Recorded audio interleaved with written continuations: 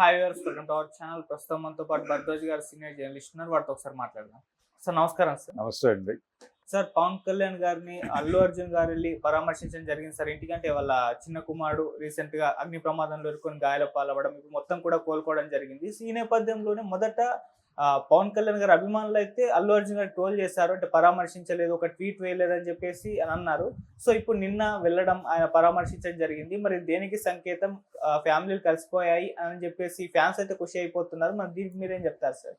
అంటే వాళ్ళు విడిపోయింది ఎప్పుడు అనేది నా ప్రశ్న. వాళ్ళు ఏం విడిపోలేదు, విడిపోయారు అనేది బయట ఫ్యాన్ వార్ గొడవ వేరు, ఫ్యామిలీ గొడవ వేరు. అయితే దీనికి పోటీగా ఏం తీసుకొస్తున్నారంటే, అల్లు అర్జున్ చాలా పెద్ద మనసుతో అక్కడికి వెళ్ళి ఆయన పరామర్శించాడు, కావలించుకున్నాడు, బాధపడ్డాడు. అలాగే తను అరెస్ట్ అయినప్పుడు పవన్ కళ్యాణ్ అసలు ఊళ్ళోకి వచ్చి కూడా పట్టించుకోలేదు అని మాట్లాడేస్తున్నారు. కానీ అది కూడా కరెక్ట్ కాదు. ఎందుకంటే ఈ ఇన్సిడెంట్కి ఆ ఇన్సిడెంట్కి చాలా తేడా ఉంది, వైరుధ్యం ఉంది. అంటే ఇదేమో ఇబ్బంది లేదు ఆయన వచ్చి పరామర్శించిన, కానీ ఆ సందర్భంగా ఏంటంటే ఆ కేసుకు సంబంధించి ఆయన వెళ్ళి అల్లు అర్జున్ని పరామర్శించవచ్చు, కానీ బయటకు వచ్చి మాట్లాడడానికి ఇబ్బందికరమైనటువంటి పరిస్థితి ఉంది అక్కడ. అందుకని కానీ అది ఎలా జరిగితే అలా నడుస్తుంది అన్న పద్ధతిలో వ్యవహరించారు. కానీ వీళ్ళ ఇది అంటే ఒక రకంగా వీళ్ళకి సంబంధించినటువంటి సింపతీస్ ఉన్నాయి అతని పట్ల. సింపతి లేక కాదు, సింపతి ఉంది కాబట్టి నాగబాబు వాళ్ళ ఇంటికి వెళ్ళి పరామర్శించి వచ్చాడు. అయితే జనాలు వాళ్ళ పద్ధతిలో వాళ్ళు మాట్లాడుకుంటారు అంతే, అభిమానులు. అందులో భాగంగానే ఆయన ట్వీట్ చేయలేదు అని గొడవ చేశారు. ఈయన ఇంటికి వెళ్ళి పరామర్శించి వచ్చాడు, అయిపోయింది అక్కడికి. అంటే వీళ్ళ మధ్య ఏ రకమైనటువంటి గొడవలు లేవు, అంటే ఇతర గొడవలు లేవు. ఆయన చాలా సందర్భాల్లో వేదికల మీద రకరకాలుగా ప్రకటించున్నాడు. అల్లు అర్జున్ గారు అని మాట్లాడాడు ఆయన, నాకంటే పెద్ద తారలు వీళ్ళందరూ అని కూడా మాట్లాడాడు. ఎవరు? పవన్ కళ్యాణ్. వ్యతిరేకతలు ఉండే అవకాశం లేదు. రెండోది, అరవింద్ గారు 2 సార్లు కలిశాడు ఆయన పవన్ కళ్యాణ్. కలిసినప్పుడు ఏమన్నా ఘర్షణ ఉంటే అసలు ఆయన అలౌ చేసే ఉండేవారు కాదు కదా, అటువంటిది ఏం లేదు. కానీ ఎవరి వ్యాపారాల్లో వారు గతంలో ఏంటంటే మూసపోసినట్టు ఒక పద్ధతిలో నడిచేది. ఎక్కువ అరవింద్ గారు ఇంటర్ఫియర్ అయి కల్పించుకుని మాట్లాడేవాడు అందరికీ సంబంధించిన విషయాలు. ఇప్పుడు అలా కాదు, ఇప్పుడు ఎవరి ఇది వారిదే. పవన్ కళ్యాణ్ రాజకీయ ప్రవేశం చేసి జనసేన అనే పార్టీ పెట్టాలనుకుంటున్నాను అని అన్నప్పుడు చాలామందికి గుర్తుందో మర్చిపోయారో నాకు తెలియదు, కానీ అరవింద్ గారు ఒక ప్రెస్ కాన్ఫరెన్స్ పెట్టి పవన్ కళ్యాణ్కి విజ్ఞప్తి చేశాడు. అయ్యా, మనం ఆల్రెడీ రాజకీయాల్లోకి వెళ్ళి చేతులు కాల్చుకున్నాం, మీరు మళ్ళీ ఆ ప్రయత్నం చేస్తానంటే నాకు అభ్యంతరం లేదు, కానీ మమ్మల్ని ఎవరిని ఇన్వాల్వ్ చేయకుండా మీరు మీ పద్ధతిలో మీరు నడుపుకునేటట్లయితే ముందుకు అడుగు వేయండి. ఆ ఏరియాలో మేము మీకు చేసేటువంటి సపోర్ట్ ఏమీ ఉండకపోవచ్చు, చేయగలిగింది కూడా ఉండకపోవచ్చు. ఒక్కోసారి సినిమా పరిశ్రమ గొడవ వేరు, కానీ రాజకీయాలకు సంబంధించి మీరు యుద్ధం మీరే చేసుకోవాల్సి రావచ్చు.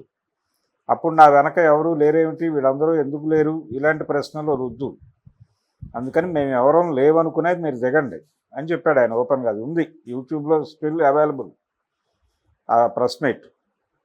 అందుకని ఆ క్లారిటీ ఉంది వారికి, ఆ క్లారిటీ మేరకు ఎవరి పనుల్లో వాళ్ళు, ఎవరి వ్యాపారాల్లో వారు ఉన్నారు.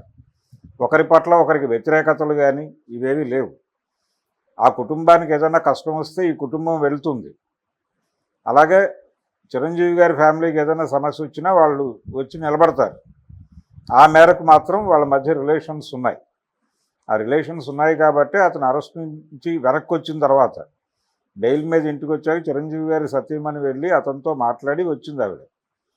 అలాగే మొన్న బర్త్డే కాదు కానీ అంతకుముందు ప్రతి బర్త్డేకి చిరంజీవి గారి సతీ సమేతంగా వెళ్ళి అల్లు అర్జున్ని ఆశీర్వదించి రావడం కూడా చూసాం మనం. వాళ్ళ మధ్య అంటే గతంలో మొత్తం ఆర్గనైజేషన్ అంతా కూడా అరవింద్ గారి చేతుల మీదుగా నడుస్తున్నట్టుగా కనిపించేది మెడ్రాసులో ఉండగా. ఇక్కడికి వచ్చాక కూడా ప్రజారాజ్యం పార్టీ పెట్టి నడిపే వరకు అదే పరిస్థితి. ఎప్పుడైతే 150 సినిమా కొణిదెల నుంచి అనౌన్స్ చేశారో రామ్ చరణ్ ప్రొడ్యూసర్గా, అప్పటి నుంచి ఈ 2 కుటుంబాల మధ్య ఏదో ఒక గ్యాప్ ఏర్పడింది అనే అభిప్రాయం ప్రజల్లో బలంగా నాటుకోవటం మొదలైంది. అదే అక్కడి నుంచి మొదలుపెట్టి ప్రతి ఇన్సిడెంట్లోనూ కంపారిజన్ మొదలవుతోంది. ఈ కంపారిజన్కి తోడు ఒక ఈవెంట్లో పవన్ కళ్యాణ్ గారు రాలేదేమిటి అని అడిగితే చెప్పను బ్రో అన్నాడు ఆయన, అల్లు అర్జున్. అది కొంచెం ఎక్కువ వివాదం అయింది. ఈ రెండు ఇన్సిడెంట్లు ఒక గ్యాప్ ఉంది వీళ్ళకి అని అనుకోవడానికి ప్రాతిపదికలు, అంతకుమించి ఏమీ లేదు. అంతకుమించి ఏమీ లేదు. చాలా సందర్భాల్లో వీళ్ళు కలిసి కనిపించారు, కలుస్తూనే ఉన్నారు. ఆ రకమైన ఇబ్బంది ఏమీ లేదు.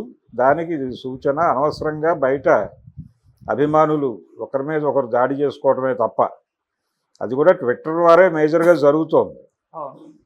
అతను తన ఐడెంటిటీ తను నిలబెట్టుకునే ప్రయత్నం అయితే బలంగా చేశాడు.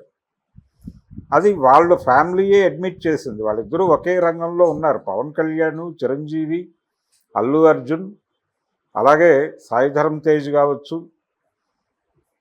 వీళ్ళందరూ అల్లు శిరీష్తో సహా రామ్ చరణ్, వీళ్ళందరూ ఒకే ఏరియాలో ఉన్నారు. నటన అనేటువంటి ఏరియాలో ఉన్నారు.